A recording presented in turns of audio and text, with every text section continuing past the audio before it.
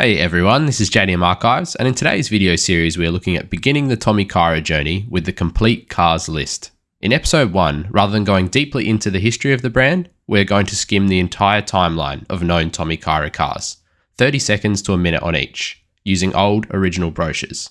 And then in later videos, I'll come back on individual cars for in-depth videos and JDM auction sales. Unlike most tuning companies, Tommykaira's main focus was not to sell individual performance parts for cars, but to sell complete car packages as new manufactured tuned cars. Think Shelby, Roof, Hardage. These cars would get a new Tommykaira manufacturer VIN style plate, meaning that design, emission and safety standards were met.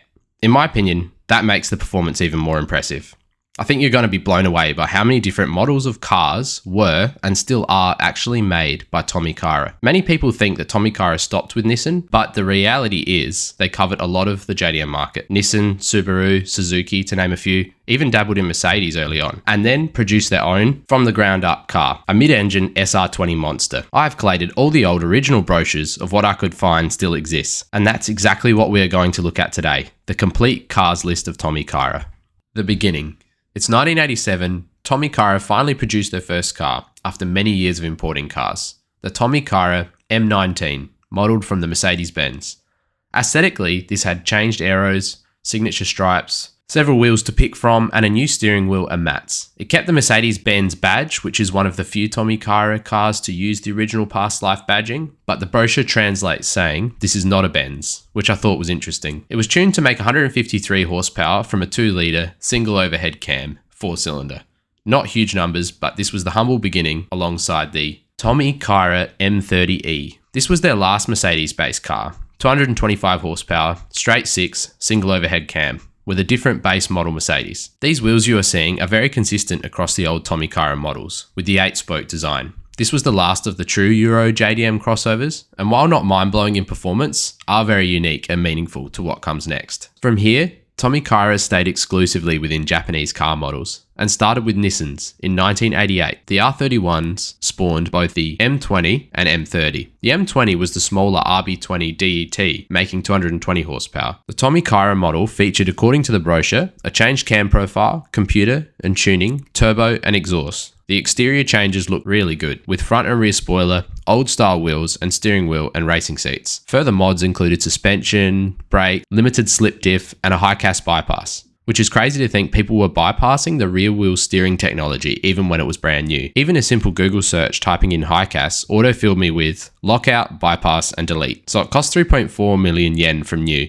and the M30 R31 was kind of like the big block version, with a naturally aspirated RB30 double overhead cam in the 1980s, making 240 horsepower at 7,000 RPM. As you can imagine, this was a lot more expensive. These two cars really marked the beginning of Tommykaira modding more heavily. In 1989, they became more streamlined, expanded, pumping out 6 different models, 3 S13 Silvias, the M18Si NA and Si R, which began the production utilizing the CA18 in naturally aspirated form and turbocharged. What many people don't know is that the brochure translates saying that there was an extra fee to get either the A spec or B spec, and that you could get it automatic for an extra 92,000 yen, which also added some additional weight. I'm not sure why you would, but the option was there. This I'll have to cover when I make my next weird parts video, and that is the second option for the wings. The first option is the Tommykaira tail fin, but for over triple the price, you could get the Wing Robo, which is a 2-stage remote switch controlled from the driver's seat, adjustable wing. If you are into unusual JDM features, consider subscribing, as I cover a lot of these unique kind of things on my channel. Anyway, the car weighed 1,120 kilos, and some tuning was done further than just changing the cam cover to green, which I'll cover in the full in-depth video of this car, resulting in 205 horsepower in the turbocharged model from the 1.8 litre, and the price tag ranged in price and was as high as 3.9 million yen on the SIR B spec. Next, in 1989, the introduction of the Nissan Cima, the Tommykaira M30C. The Nissan Cima, which you may not have heard of, is very similar to the Nissan Gloria, which you may also not have heard of. Think Toyota Century, but Nissan. A VIP style car all about comfort, space and luxury. maybe Japan's Bentley or Rolls. Anyway, there's a Tommykaira model, which used the V6 VG30 single turbo, not like the non-turbo or twin turbo you more commonly hear discussed. Tommykaira used an upgraded single turbo setup with this car, and it has unknown horsepower by the brochure, as at this point in time, Tommykaira still obeyed the Japanese horsepower gentleman's agreement and listed it at the maximum 280 horsepower. No weight change was mentioned, but that wasn't the purpose of this car, and the last part of the brochure actually translates as, this power allows 4 passengers and numerous golf bags in the trunk to drive up and down hills without stress. It then goes on to say that the reason for automatic was that manual could create crude tension that could interrupt conversations. Love it. Nothing like a classic VIP style JDM car. Next was the first Tommykaira to ramp things up even more with the Skyline and use the R32 with the knowledge of the GTR to work from and compare to, the M20 and M30 R32. So the M20 worked from the standard Skyline using a RB20 DT, making 250 horsepower at 6,500 RPM, up considerably from stock. And at this stage, the modifications are starting to get very extensive and time consuming for a timeline style video, but will be covered in the full-length individual videos. So we'll call it Tommykaira tuned, especially when introducing the Tommykaira R32 M30, which again utilized the RB30, making an advertised 280 horsepower cap. Interestingly, this could be somewhat accurate to the power from the straight 6 3-litre, as Tommykaira still left the engine naturally aspirated, even though they had now the RB26 to work from. The brochure actually comments on this, saying that it was important to leave it naturally aspirated for smooth performance. The car weighed 1,300 kilos and cost 6.5 million yen. This mindset of naturally aspirated didn't last long.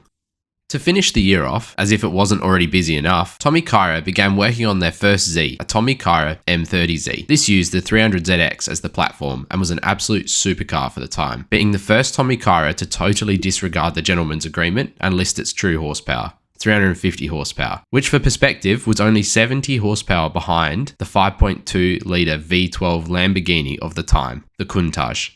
Working overtime to hold my accent out of that pronunciation. So also offered with 330 horsepower was the Auto, which I'd be surprised if anyone actually bought. So this car took longer than expected, and you may have noticed a 1989 300Z didn't look like that, and it didn't. So that was part of the concept and left Tommykaira busy until 1991 when it finally debuted in April and reservation for purchases were made on May 1st. So in its most expensive form with T-bar roof, I'm assuming that means Targa top. Some Z-nuts in the comments might be able to tell me. It cost 6.5 million yen, which was a huge price jump from the standard costing, over a third less in price. It's rumored that 40 were made, but there is very limited information about this car, and it will be great to come back to in a future video. Next came the Tommykaira M20 and M30 R32 MC, which differed very little from the early modelled R32s, just noting that the MC seems to be consistent across all late series cars of the same model. Might need some confirmation on that. Anyone would think this would have been the time to go turbocharged on the RB30, but it remained relatively unchanged to the other Tommykaira models, and listed the same power as mentioned on the Tommykaira R32s we mentioned before. Reaffirming that this wasn't a GTR, I saw a forum of an owner pointing out that their car was rear-wheel drive, and the brochure specifically states FR, meaning front engine mount rear-wheel drive, which suggests Tommykaira wasn't using the GTR as the base car, which also gives some reason or logic to the RB30s remaining naturally aspirated. But when translating the brochure, the FR actually means front and rear blister fenders, which also explains the wide body. Again, we will revisit it. So,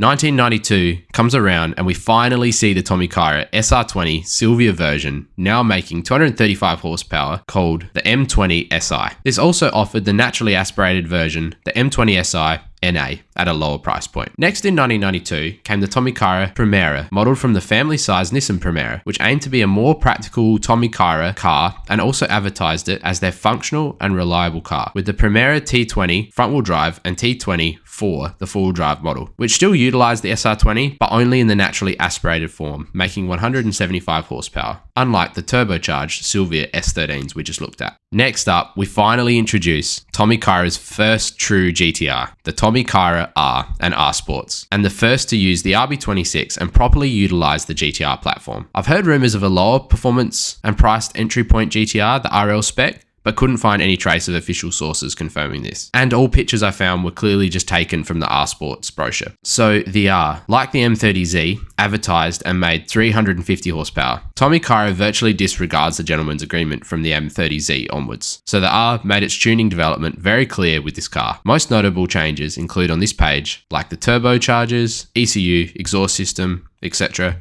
and the car weighed 1,480 kilos. Aesthetically, as always, there are noticeable changes to the body kit and wheels, or as they call it, aero tuning, seats, gear knob, and steering wheel, and cost a whopping 6.98 million yen, which was about an additional half to what the standard GTR cost on top, which aligns pretty closely with the Z's price. Introducing Subaru, the Tommykaira M20b. In 1993, Tommykaira moved beyond just Nissan. The M20b was modelled off of the WRX chassis as the STI didn't exist yet. The car made in the catalogue 265 horsepower, up from the standard Subaru WRX, but also specifically stated that it did exceed that of the catalogue. Even though torque and horsepower is up in this car, the brochure's main focus talks about the handling improvements through suspension and chassis strengthening. Tommykaira refers to this car as the tarmac spec, specifically tuned for WRC World Rally Championship paved roads. It had all the usual changes to the Tommykaira, but most notably the carbon style, steering wheel, short shifter, and double wing spoiler. This was also the first Tommykaira to change the design of the wheels to the newer style that we continue to see throughout the mid-90s. The car only weighs 1,200 kilos and in top spec cost just under 4 million yen. Next up, Tommykaira moved into the baby gang scene, whatever that means. To be honest, I've only heard of these cars recently, so I really look forward to researching further. So this car is the Tommykaira M13,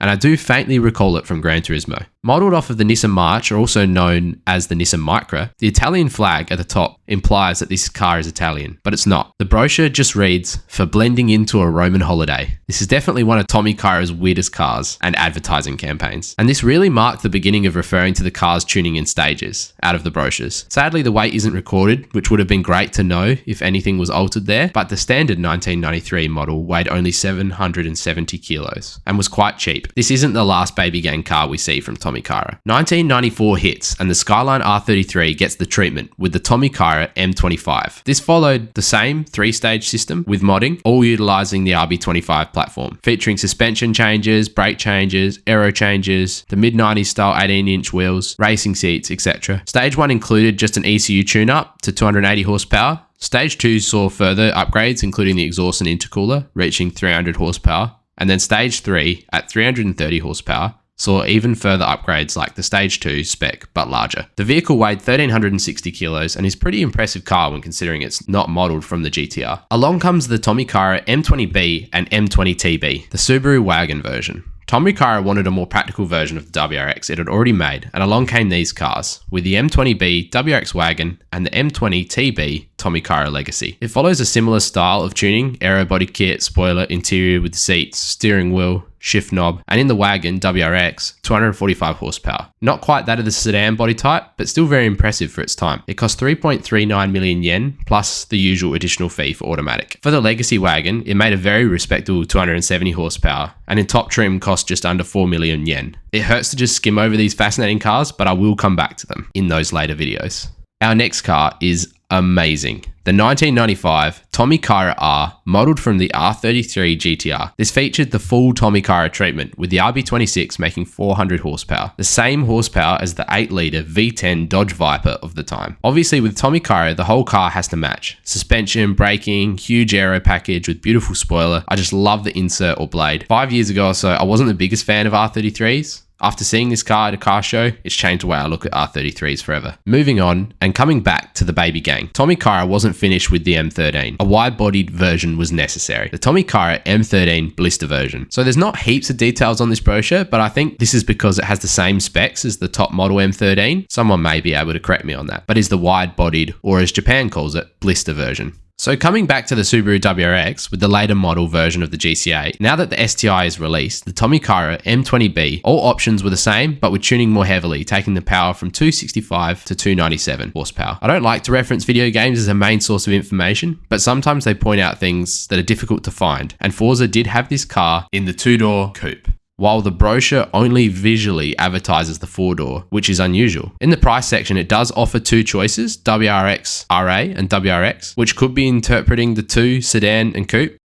We also have the ramped up Legacy model, or M20tb, now also at 297 horsepower in the highest spec. I hope you appreciate the time that goes into collating, gathering and restoring all this old information. So thanks for making it to where I'm drawing the halfway point. Part 2 isn't far away from being finished, which completes the Tommykaira list to date. And just one last note. While doing research on this car, I found a forum of someone who, by the sounds of it, bought a Tommykaira back in the mid-2000s by accident, thinking it looked cool and not knowing it was Tommykaira, and neither did the seller. Imagine that. It just really shows how lost and unknown some of these cars have become, and I'm really enjoying bringing some light to these cars. If niche JDM content is also your interest, the subscribe button is down below. Thanks, and see you in the next video.